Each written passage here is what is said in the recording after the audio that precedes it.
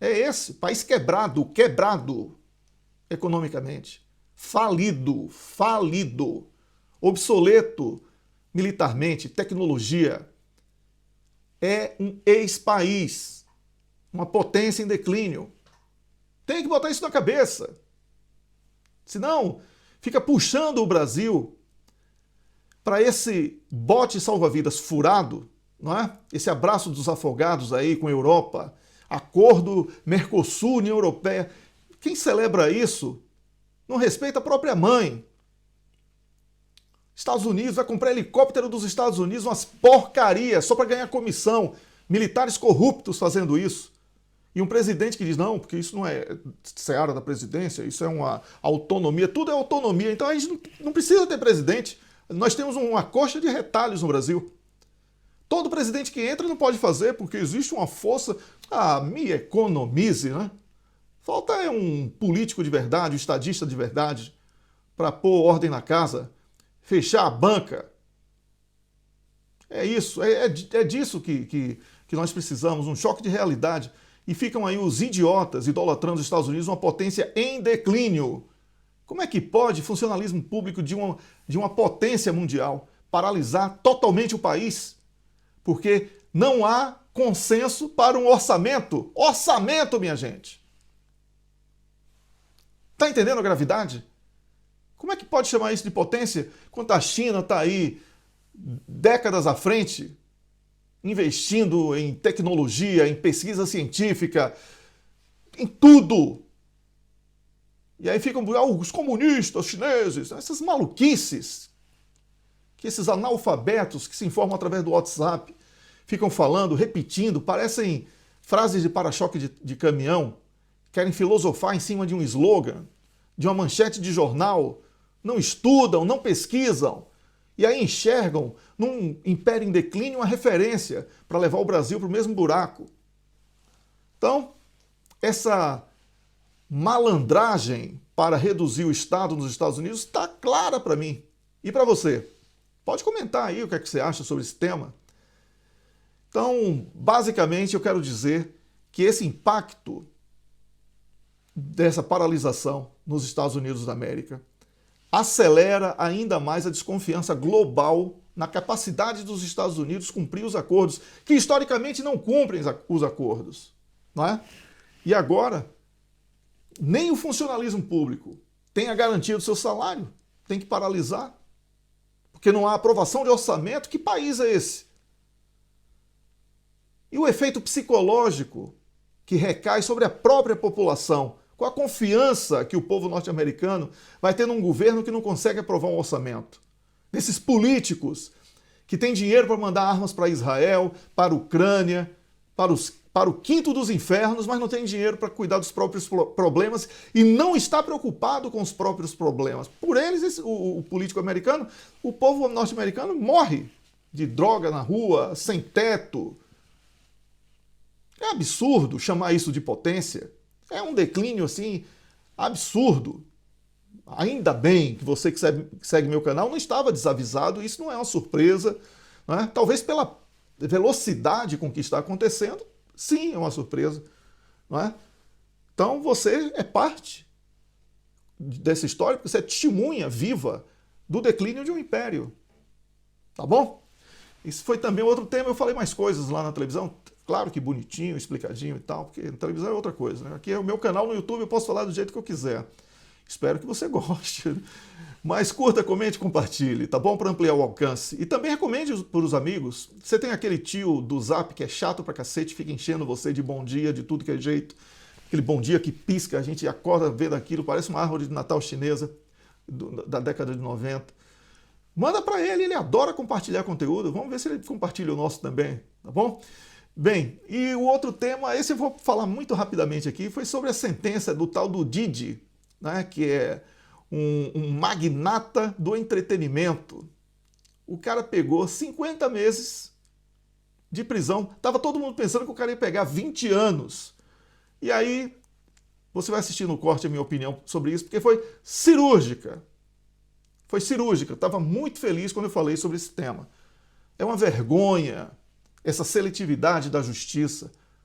nos Estados Unidos da América também, mas em outros países e inclusive no Brasil. É vergonhoso. A justiça, ela virou uma espécie de ajuste para atender demandas. Então, o mundo anda complicado, como diria o Renato Russo. Espero que você tenha gostado do vídeo. Se gostou, curta, comente, compartilhe. Pode apresentar sugestão também nos comentários. Não seja agressivo, eu não aprovo comentário agressivo, tá? Porque aqui contribui quem quer. Então, eu também não vou divulgar gratuitamente ofensas contra mim, contra Amanda Rabuski, que faz esse trabalho comigo aqui no canal, porque eu respeito você que está me assistindo, respeito a sua opinião, eu tenho a minha opinião, por isso que é o meu canal com o meu nome. Se você não gosta, não concorda, vá procurar outro que tenha o seu viés de cognição ou de convergência de pensamento para que você possa se sentir confortável ouvindo aquilo que você gostaria que fosse o mundo que você vive. Mas eu falo aqui o que está acontecendo e que muito boa parte da imprensa mainstream não lhe apresenta, tá bom? Mais uma vez, eu agradeço a você por assistir a mais um vídeo, espero que você tenha gostado do conteúdo. Convido você para fortalecer o nosso canal, convidando mais pessoas, divulgando, compartilhando, comentando. Quem pode contribui com Pix ou das outras maneiras possíveis. E até o próximo vídeo. Um grande abraço. Sim, antes que eu esqueça, tem mais uma coisa. Tem cortes do Conexão Angola. Pode assistir aí, tá bom? Continue aqui e obrigado por mais um vídeo. Esclarecimento, gostávamos de passar a palavra a Wellington Calazans, que já está em condições para dar o seu parecer. Já tecemos algumas considerações. Wellington, muito boa noite e bem-vindo ao Conexão. Estamos agora a olhar para esse cenário na Alemanha, em que os drones sobrevoaram o espaço da Alemanha. No entanto, gostávamos de ouvir o seu parecer para logo passarmos então aos outros tópicos. Luiz, boa noite, professor Almeida, e boa noite a você assistindo ao Conexão Angola. Lamentavelmente tivemos problemas técnicos, estou chegando um pouco depois, mas vamos aqui. Direto ao ponto, Luiz, esta situação na Alemanha, né, ela é uma situação que nitidamente é uma espécie de false flag, certo? Uma bandeira falsa que tentam fazer com que drones e outras pseudo-invasões, esses fenômenos passem a ser atrelados a provocações russas. O governo alemão até que foi bastante responsável, né, até aqui, não garantindo que tenha sido qualquer tipo de ação russa de provocação. O certo é que houve um encerramento repentino do aeroporto de Munique, e isto foi em decorrência de avistamentos, né, de drones não identificados, e isto não é um episódio isolado, considerando que na Dinamarca também ocorreu o mesmo, na Polônia ocorreu o mesmo, mas apenas a Dinamarca culpou a Rússia. A própria Polônia chegou a dizer que eram drones que tinham partido de solo ucraniano e não da Rússia. Então, Luiz, estamos vendo uma escalada que busca um argumento de comoção e apelo popular para justificar uma nova investida contra a Rússia a partir de países da NATO, e eles estão torcendo para que haja um deslize da Rússia para que possam invocar o chamado artigo 5º e que possam finalmente se assumir a NATO, nesse caso, como parte dessa guerra, porque está escondida até aqui e, por isso, a vergonha é ainda maior. Então, nós estamos com esse cenário da Alemanha, uma histeria, não é, militarizada, ela tem sido criticada internamente, o que é muito bom, por isso que as autoridades preferiram não dizer que havia sido um ataque ou uma provocação da Rússia com esses drones, porque teriam que provar, e hoje, com os satélites e todos os mecanismos, né, possíveis, tecnológicos possíveis, toda teoria ou todo argumento poderia ser questionado com imagens e outros elementos que estão disponíveis a partir dessas novas tecnologias. Alguns analistas aqui da Europa apontam que essa obsessão com a ameaça russa, ela tem servido, como eu falei, para justificar gastos militares também, porque o que eles querem é manter viva essa chama de que a Rússia vai atacar e manter a sociedade em permanente alerta de que a Rússia é uma ameaça. Esse discurso de ameaça russa, ele não vai conseguir mais justificar tantos gastos, porque as perdas socioeconômicas, elas são muito maiores do que qualquer tipo de empatia com a questão da Ucrânia, especialmente depois de 3 anos de guerra e tantas dificuldades impostas aos povos dos países membros da NATO e da União Europeia, que de uma maneira ou de outra acabaram por aderir a essa onda russofóbica. Então, Luiz, nós estamos vendo aqui que há uma tentativa de escalar de maneira justificada. Essa maneira não foi encontrada ainda. A Rússia já acusou a Alemanha de preparar uma guerra contra a Rússia, e este é o ambiente tenso que estamos vivendo aqui, e se continuar nesse caminho, não será a Rússia que irá pôr a Europa em chamas, será a própria Alemanha ao tentar entregar seu destino nas mãos de uma lógica bélica que é nutrida a partir do fantasma de que a Rússia irá invadir, coisa que todos sabem que não irá acontecer. E gostávamos mesmo também de começar consigo o outro ponto de análise que tem que ver com o Congresso norte-americano que trava o orçamento e paralisa precisamente o governo. Este é, na verdade, um contexto que causa alguma dificuldade financeira para os Estados Unidos da América. Qual é a sua leitura? É que isto é um grande acordo. Quem tem maioria nas duas casas parlamentares norte-americanas é o partido do presidente Donald Trump, o Partido Republicano. Se isto foi aprovado, não é por causa da oposição, é porque situação e oposição falam a mesma língua. Existe uma grande dificuldade econômica dos Estados Unidos, um país completamente endividado, 37 trilhões somente na dívida pública, uma população endividada em mais de 107 trilhões de dólares e uma dívida total que alguns especialistas apontam para mais de 234 trilhões entre público e privado. Então, diante desse caos, a lógica neoliberal será a destruição total do Estado. E nada melhor do que atrasar os pagamentos de salários e etc., promover uma paralisação e justificar a demissão em massa através do argumento de que os serviços foram paralisados e abandonados por pessoas que não estão sendo remuneradas. Já pensou se acontecesse isso em qualquer outro país, um orçamento não fosse aprovado e o país entrasse em greve geral? O que a imprensa estaria falando agora? Esse eufemismo, shutdown, que até em língua portuguesa estão usando, absurdo falarem assim, não é?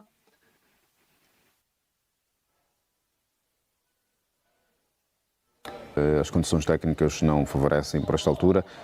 Parece que sim, já temos o Wellington de volta. Falamos aqui que os Estados Unidos eram uma potência em declínio. A prova está aí. Quem não consegue aprovar um orçamento não pode estufar o peito para dizer que é potência única, para dizer que pode ditar as regras do planeta. É vergonhoso, é um declínio tão acelerado e tão ridículo que chega a ser realmente constrangedor, né? Ver o exercício das autoridades norte-americanas e da imprensa para tentar encontrar poesia nessa catástrofe. Wellington, Diante deste cenário todo, a interpretação é que os Estados Unidos da América vivem uma instabilidade económica ou política? Né? Uma disputando com a outra, sendo que toda guerra é econômica e essa guerra interna dos Estados Unidos começa porque em casa que falta o pão, todo mundo briga e ninguém tem razão. E a questão aí é que os políticos não conseguem encontrar no modelo neoliberal uma alternativa para os problemas que estão criando.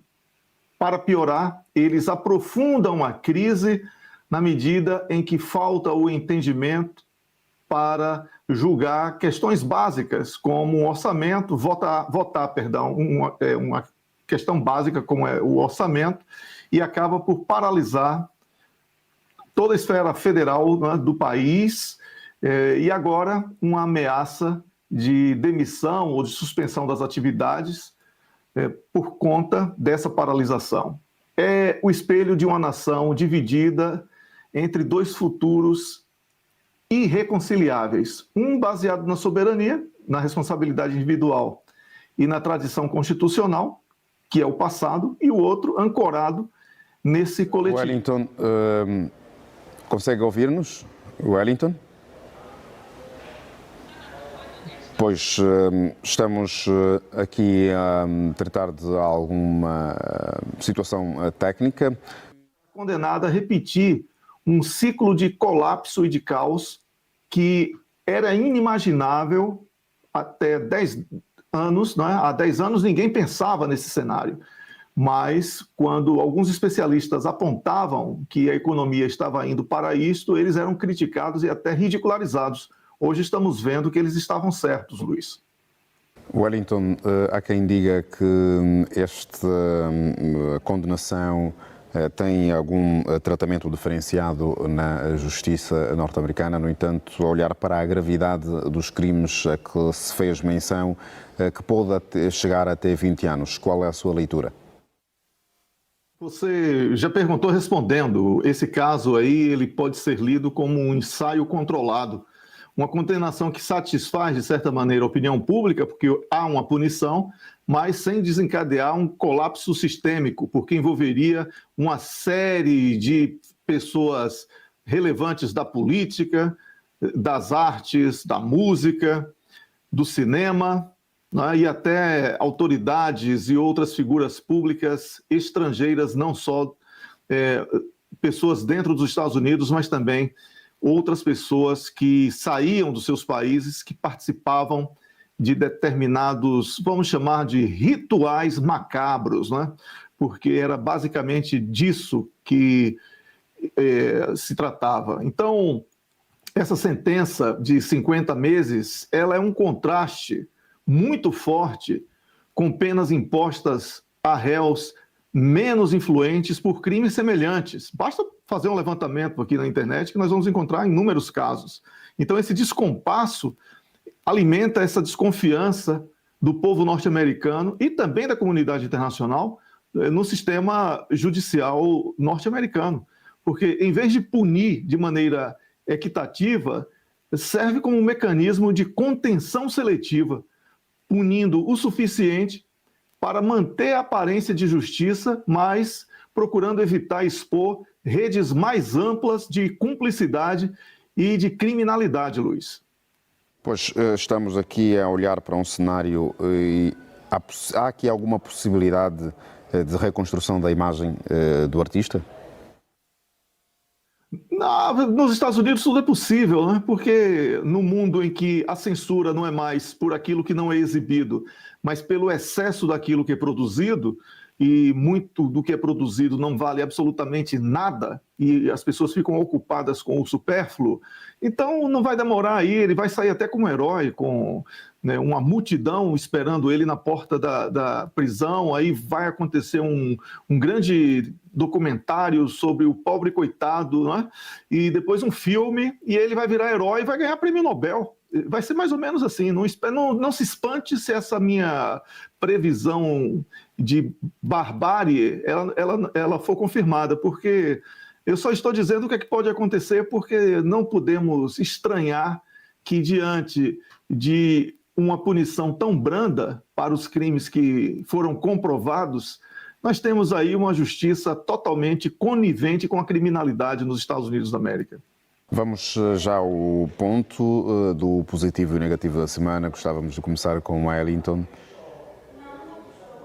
Olha, o negativo continua sendo o genocídio do povo da Palestina, agravado por estes recentes crimes nas últimas horas, enquanto havia uma falsa tentativa de negociação de paz e o Benjamin Netanyahu continuou com a sua investida insana, inclusive estendendo para o Líbano.